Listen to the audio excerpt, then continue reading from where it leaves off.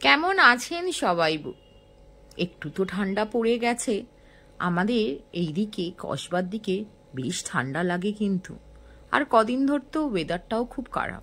আজ বুধবার, বাজে এখন সকাল 9টা। মেয়েকে দিয়ে ফেরার সময় আমি গড়িয়াহাটে মাছের বাজারে গিয়েছিলাম। সেখানে কিছু মাছ দেখতে এলাম। আমি আগে এসেছিলাম কিন্তু এত মাছ একসাথে তখন দেখিনি। আজ অনেক মাছ একসাথে আমি দেখতে পেলাম। এত মাছ যে চারিদিকে থাকতে পারে এটাও ভাবা যায় না কিন্তু। অনেক মাছ, বড় ছোট চিংড়ি। এই দেখুন, এখানে চিংড়ি মাছগুলো বরফে গলদা চিংড়ি, এটা হচ্ছে পাবদা মাছ, এগুলো পার্শে। এই মাছটাও কিন্তু চিংড়ি মাছ। এটা দেখুন, শিঙি মাছগুলো কি সুন্দর গামলার মধ্যে চলে বেড়াচ্ছে, দেখতে কি ভালো লাগছে না?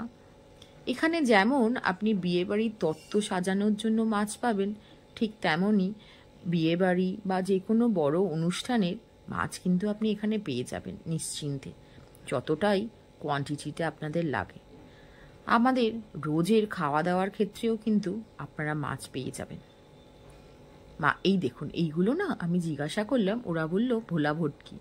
এগুলো পেট থেকে দেখুন কিরকম ফাইলিং করছে আলাদা আলাদা করে কিছু মাছ। আর এত মাছ একসাথে, বাবা রে বাবা, ভাবাই যায় না। সকালবেলা গড়িয়াহাট মার্কেটটা যেন ভর্তি মাছের। অনেকে রেস্টুরেন্ট, বড় রেস্টুরেন্ট থেকে ছোটোখাটো হোটেল, সব জায়গা থেকে এসছে। এই মাছগুলো পেটের ফাইলিং করে অনেক সময় ফিশ কাবাবও করে, তার জন্যই কিন্তু এই ফাইলিং। এই মাছটা কিন্তু বেশ বড়, অনেকটা বড়। দেখুন, বুঝতেই পারবেন কি বড় বড় পিস করা আছে। আর একটু ভেতরে যাই চলুন।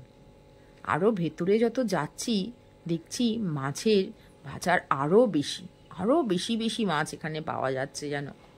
সব দাদারা, মাছের বিক্রেতারা বসে আছে, তার আপনাদের প্রয়োজন অনুযায়ী তারা মাছ পরিষ্কার করে কেটে দিয়ে দেবে বলে।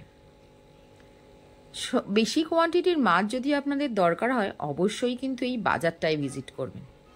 বুঝতেই পাচ্ছেন কতটা মাছ এখানে আছে।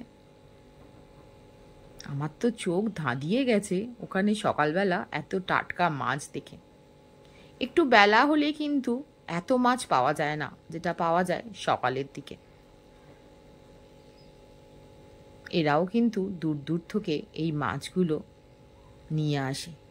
এরা কেউ কিন্তু জেলে নয়, কিন্তু এরা এই মাছগুলো আরেকজনের কাছ থেকে কিনে নিয়ে এসে এখানে বিক্রি করেন।